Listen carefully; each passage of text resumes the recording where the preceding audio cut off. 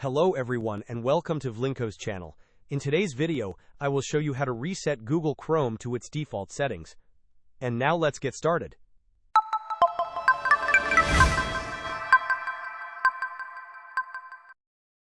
To reset Google Chrome to its default settings, first open Google Chrome. Once you have Google Chrome open on your screen, click on the three dot lines at the top right corner of your screen. From the list of options, click on Settings. On the left-hand side, click on Reset Settings. On the right-hand side, you will see an option that says Restore Settings to their original defaults. Click on the arrow next to it. You will see a summary of the actions that will be taken.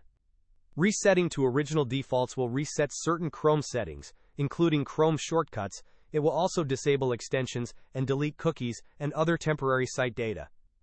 If you are okay with these changes, you may go ahead and click on Reset Settings. Once this process is complete, your Google Chrome will be reset to its default settings. You may then close the Google Chrome browser.